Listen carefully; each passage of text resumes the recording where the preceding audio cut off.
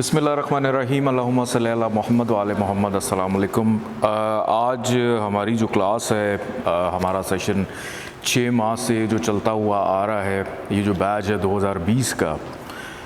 सबसे पहले तो मैं आप तमाम स्टूडेंट्स का शुक्रगुज़ार भी हूँ कि इसलिए नहीं हूँ कि आप लोग बहुत अच्छे हैं, लेकिन मुझे इस चीज़ की बहुत ज़्यादा खुशी है कि इन 6 माह के अंदर आप लोगों ने सीखा बहुत कुछ है और मैंने आप लोगों से बहुत कुछ सीखा है। शुरू में मैंने एक बात आप लोगों से अर्ज़ की थी कि सवाल करने की आदत जो है उसको अपने अंदर ज़रूर पैदा करें, चाहे गलत सवाल कर रहे हों, टू द पॉइंट ना हो, लेकिन आपका जहन जो है वो हर वक्त उसके अंदर कोई ना कोई सवाल ज़रूर चलना चाहिए। और आप लोगों की इस आदत की वजह से बहुत सारे ऐसे सवालात थे जो इस कोर्स का हिस्सा नहीं थे, लेकिन आप लोग की दिलचस्पी देखते हुए उसको इसमें शामिल किया गया, आप लोग को बताया गया। और 6 माह का अरसा जिस तरह से आप लोगों ने मेरे साथ गुजारा है, हमारे इस इदारे के साथ गुजारा है, हमारे इदारे के लिए भी एज़ाज़ की बात है कि आप जैसे माशाल्लाह पढ़े लिखे लोग जिन्होंने दिलचस्पी ली और इस इल्म को सीखा। और मैं उम्मीद करता हूँ कि इस इल्म को सीखने के बाद आप लोगों के लिए और अपनी ज़ात के लिए एक अच्छे रहनुमा बन सकते हैं। प्रैक्टिस अपनी इसमें बहुत ज़्यादा रखनी है। इल्म नजूम एस्ट्रोलॉजी ये मत समझिएगा कि ये कोई रटा लगाने वाला इल्म है या किताबें याद करने वाला इल्म है। अनलेस और अनटिल जब तक आप अपनी प्रैक्टिस नहीं करेंगे, बहुत सारी ऐसी थ्योरीज़ इसके अंदर मौजूद हैं। जैसे आप शनासी की किताब आप लोगों को शुरू में दी गई, आपने उसमें किसी भी ज़ोडिक साइन की आप पर्सनालिटी उठा के देखें तो उसमें बहुत सारी तफसील मिलेगी, लेकिन उस तफसील के ऊपर कुछ लोग इम्प्लीमेंट आपको होते हुए दिखाई देंगे, कुछ लोग नहीं होंगे। कुछ लोग का मिजाज वैसा होगा, कुछ लोग का मिजाज वैसा नहीं होगा। तो यहाँ पे फिर आप लोगों की प्रैक्टिस स्टार्ट हो जाती है कि आया उस शख्स का असेंडेंट क्या था, उसके असेंडेंट की प्लेसमेंट क्या थी, वो डिग्री वाइज उसके अंदर कितनी कैपेबिलिटी थी, वो अपने क्या असरात दे रहा था, वो किस दौर से गुज़र रहा था, किस माहौल से गुज़र रहा था, किस माशरे से गुज़र रहा था, या उसकी अटैचमेंट किसके साथ थी उस वक्त में। तो ये चीज़ें जितना ज़्यादा आप लोग प्रैक्टिस करेंगे, एस्ट्रोलॉजी बहुत सारे लोग जानते हैं, बहुत सारे लोग जो है उनको नॉलेज है इल्म नजूम का, लेकिन उनकी प्रैक्टिस नहीं होती, जिसकी वजह से जो चीज़ें हैं वो प्रॉपरली इम्प्लीमेंट नहीं होती। हमारे चंद एक ऐसे स्टूडेंट्स हैं कि जो एस्ट्रोलॉजी सीख तो रहे हैं, लेकिन इन 6 माह के अंदर उन्होंने कभी मेरे से कोई क्वेश्चन नहीं किया। लेकिन मेजॉरिटी ऐसी है कि जो क्वेश्चन शुरू में नहीं करते थे, फिर उन्होंने करना शुरू कर दिया। तो दिलचस्पी की बात है कि आपने ये मत देखें कि 3 माह या 6 माह आपने एक चीज़ पे लगाया, आपने 6 माह पैसों से ज़्यादा कीमती चीज़ होती है कि आपने अपना वक्त दिया, इसको टाइम दिया। ये 6 माह आपकी ज़िंदगी के ऐसे थे कि जो आप बाउंड थे कि आपने ये काम करना है, सीखना है इसको। तो सीखने के अमल को हमेशा जारी रखना है, इसको आपने कभी छोड़ना नहीं है। प्रैक्टिस हमेशा आप लोगों ने अपनी जारी रखनी है। चीज़ों को ख़ुद से एक्सप्लोर करना सीखें, लोगों की पर्सनालिटीज़ को पढ़ना सीखें, लोगों के मिजाज को पढ़ना सीखें। अब आप लोगों को ये तो मालूम है कि 12 किस्म के लोग हैं इस दुनिया में, एरीज से लेकर पाइसिस तक 12 पर्सनालिटीज़ हैं, लेकिन वो 12 की 12 पर्सनालिटीज़ जो हैं वो एक जैसी नहीं हैं। अगर एक ज़ोडिक साइन से हज़ारों लोग ताल्लुक़ रखते हैं तो वो भी एक जैसे नहीं हैं। इवन के 2 जुड़वा अगर बच्चे भी हैं वो भी एक जैसे नहीं होते। उनके अंदर भी कुछ चीज़ों में मुमासलत तो होगी, उनकी शक्लें एक जैसी होंगी, उनकी आवाज़ एक जैसी हो सकती है, लेकिन उनका मिजाज, उनका करियर मुख्तलिफ भी हो सकता है। क्यों मुख्तलिफ हो सकता है? यहाँ पे वही थ्योरी अप्लाई होती है कि आप ये देखें कि जो भी बच्चा पैदा हो रहा है वो किस माहौल में, किस माशरे में पैदा हो रहा है, कहाँ पे पैदा हो रहा है, क्या लेकर पैदा हुआ है। वो अमीर के घर में पैदा हो रहा है, वो गरीब के घर में पैदा हो रहा है, उसकी ज़िंदगी में आने वाली प्रॉब्लम्स जो हैं वो उसके साथ कब से उसका आगाज़ हुआ, ये जानना बहुत ज़्यादा ज़रूरी है। 6 माह में आप लोग मेरे साथ चले हैं और मुझे बहुत ज़्यादा फरमाइश आ रही है कि इसको मज़ीद आगे कंटिन्यू किया जाए, इसको यहाँ पे ब्रेक ना किया जाए। जनवरी 2020 में सेशन का आगाज़ तो हो रहा है, लेकिन उसमें सारे के सारे नए बच्चे होंगे। जो लोग इसको कंटिन्यू करना चाहते हैं, क्योंकि मुझे मालूम है कि आप में से कौन कौन से ऐसे स्टूडेंट्स हैं जो मज़ीद आगे जा सकते हैं, क्योंकि 6 माह मैं आप लोगों के साथ चला हूँ, मुझे पता है कि इसकी कितनी दिलचस्पी है, कौन कितना सीख सकता है। चूँकि आप लोगों की ये फरमाइश थी कि हमने इसको मज़ीद आगे कंटिन्यू रखना है, उसके लिए होगा ये कि ईद के फ़ौरन बाद अगर ईद से पहले भी 4 से 5 मिनट का इंडिविजुअली अकेले आपका मैं इंटरव्यू लूँगा। उसमें से जो मुझे लगेगा कि ये आगे जा सकता है उसको मैं आगे लेके जाऊँगा, अदरवाइज़ हम मज़ीद आगे नहीं जाएंगे। उसका क्या क्राइटेरिया होगा वो इंडिविजुअली मैं आप सबको आगाह भी कर दूँगा कि हमारे इदारे ने जो भी उसकी पॉलिसी बनाई है उसके अकॉर्डिंगली हम उसको आगे लेके चलेंगे। तो आपको एक छोटे से इंटरव्यू से, मुख्तसर से 3 से 4 मिनट का इंटरव्यू है, उससे आपको गुज़रना होगा।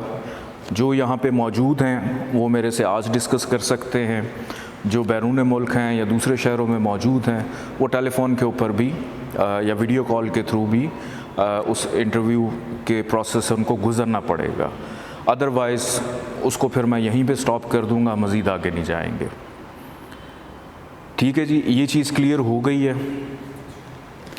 अब आज हम पढ़ने जा रहे हैं कि डिग्री वाइज कैपेबिलिटी। आप सबके पास सॉफ्टवेयर मौजूद है, तला ऐसे ही है बेटा, सॉफ्टवेयर है, कभी यूज़ किया उसको? किया। शुरू में मैंने आप लोगों को एक चीज़ बताई थी, मैं ऑन एयर आपको बताता हूँ कि उसके अंदर कुछ एरर्स थे जो मैंने आप लोगों को बताए, लेकिन जब मेरे डेवलपर से बात हुई तो उसने मुझे बताया कि ये जो अब करंट वर्जन है जो आपने स्टूडेंट्स को दिया है उसमें उस गलती को हमने ठीक कर दिया है। सॉफ्टवेयर के अंदर असेंडेंट जो भी डिग्री रखता है वो 10 दर्जे है, 20 दर्जे है, 30 दर्जे है, जहाँ से भी शुरू हो रहा है। ये तो आपको पता है कि 30 से शुरू होगा तो फिर अगला घर भी 30 से ही आगाज़ हो रहा है। लेकिन उसके नीचे जितने भी सियारे मौजूद हैं वो जो भी अपनी डिग्री रखते हैं, अगर वो 4 डिग्री शो कर रहा है तो वो उस हाउस के अंदर 4 डिग्री पर ही मौजूद है। तो ये चीज़ और ज़्यादा आप लोग के लिए सिंप्लीफाई हो गई है कि सॉफ्टवेयर आपको जो डिग्री बता रहा होगा प्लैनेट की, वो उसकी प्लेसमेंट उस हाउस के अंदर वही होगी। तो ये चीज़ एक और ज़्यादा इजी होगी, क्योंकि पिछले सेशन के अंदर जो सॉफ्टवेयर दिया गया था बच्चों को वो इसका पिछला वर्जन था, उसके अंदर ये चीज़ अपडेट नहीं थी, लेकिन इस दफ़ा जो है वो अपडेटेड है तो इसके अंदर ये एरर रिमूव हो गया। डिग्री वाइज मैं आपको दोबारा से बता देता हूँ कि फॉर एग्ज़ाम्पल एक जायचा बनाते हैं, उसका असेंडेंट जो है वो आता है 21 दर्जे, और उसकी अगर हम नीचे प्लेसमेंट देखें कि वहाँ पे शम्स मौजूद है असेंडेंट के अंदर ही और उसके आगे लिखा हुआ है 4 दर्जे, तो इसका मतलब ये है कि सॉफ्टवेयर ने ऑटोमेटिकली कैलकुलेट करके उसको जो 4 दर्जे शो करा रहा है, इसका मतलब कि वो एग्जैक्टली 4 दर्जे पे ही मौजूद है। ठीक है जी, ये कन्फ्यूजन क्लियर हो गई है। पुराने वक्तों में होता ये था कि जब एस्ट्रोलॉजी शुरू में आई तो एस्ट्रोलॉजर्स ने जो हाउसेस हैं उसके 30 दर्जे थे, तो उन 30 दर्जों को 3 हिस्सों में डिवाइड किया था, जिसके अंदर पहला अशरा आता था, दूसरा अशरा आता था, तीसरा अशरा आता था, कि अगर 0 से लेकर या 1 से लेकर 10 तक जो है 10 दर्जे तक कोई भी प्लैनेट मौजूद है तो उसको कहा जाता था कि ये अपने 50% असरात देता है या 40% देता है, जो भी उनकी थ्योरी थी उसके मुताबिक बताया। फिर उसके बाद दूसरे अशरे में उन्होंने कहा कि 11 से लेकर 20 दर्जे के दरमियान कोई भी प्लैनेट या कोई भी सियारा आ जाए तो वो अपने 100% असरात दे रहा होता है। फिर उसके बाद कहा गया कि जी तीसरा अशरा के 21 से लेकर 30 दर्जे तक अगर एक घर के अंदर कोई सियारा मौजूद है इन डिग्रीज़ के ऊपर तो उसके असरात 50% फिर नेग्लेजिबल होना शुरू हो जाते हैं, कि आहिस्ता आहिस्ता वो डेड कैफियत की तरफ जाना शुरू हो जाता है। लेकिन कुछ अरसे के बाद उसको दोबारा से रिफ़ाइन किया गया, जो अभी तक चल रहा है, ये ऑलरेडी मैं पहले भी एज ऑफ प्लैनेट्स जो हैं वो आपको बता चुका हूँ कि इसको 5 हिस्सों में फिर मज़ीद डिवाइड किया गया, क्योंकि अगर इस थ्योरी के ऊपर हम लोग जाते हैं, पहला अशरा, दूसरा अशरा, तो बहुत सारी ऐसी चीज़ें हैं कि जो प्रॉपरली नहीं उसके ऊपर बैठ रही थी।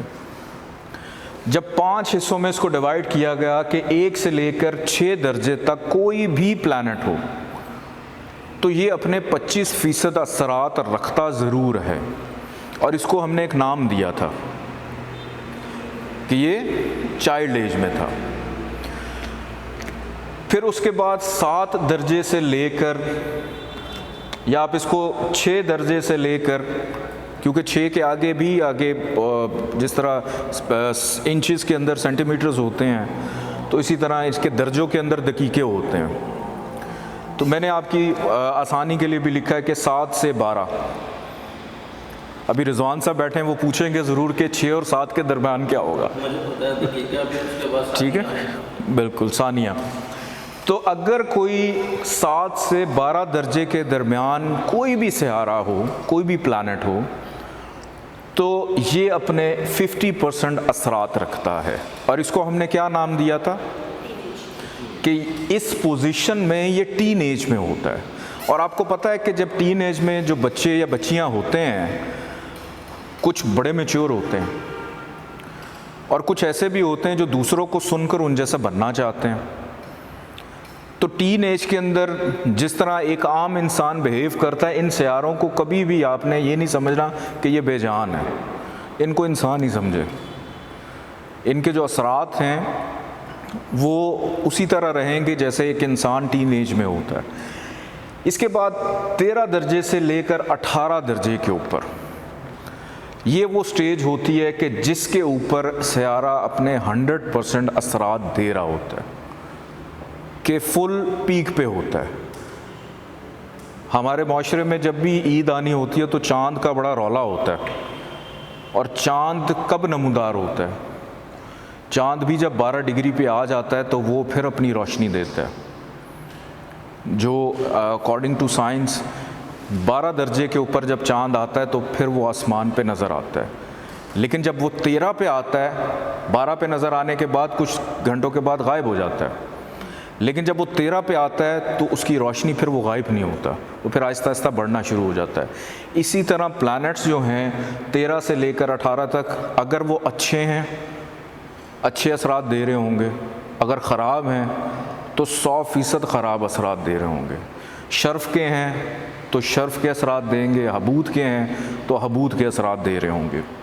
इसके बाद 19 से 24 दर्जे तक ओल्ड एज में चला जाता है। इसको हमने ओल्ड एज का नाम दिया था कि यहाँ पे जाकर फिर उसके असरात जो हैं वो कम होना शुरू हो जाते हैं।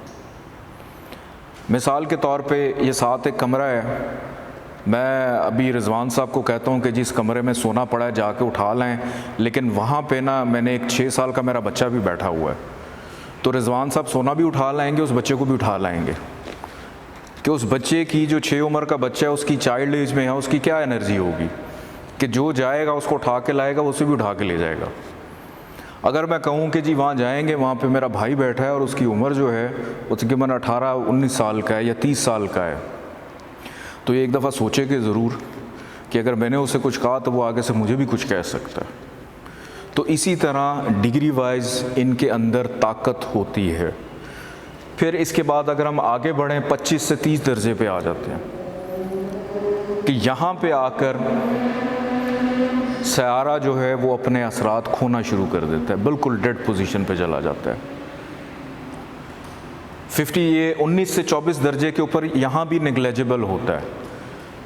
अगर आप 70 साल या 90 साल के किसी बाबे को देखें तो वो जहनी तौर पे तो ठीक होगा, स्टेबल होगा, लेकिन उसका जिस्म शायद इस तरह से उसका साथ ना दे रहा हो कि वो कभी आपके साथ है, लेकिन अगर आप उसे कहें कि मेरे साथ चलें 10 किलोमीटर की वॉक करनी है तो वो कहेगा, माजरत कर लेगा, मैं नहीं कर सकता, लेकिन मशवरा ज़रूर दे देगा।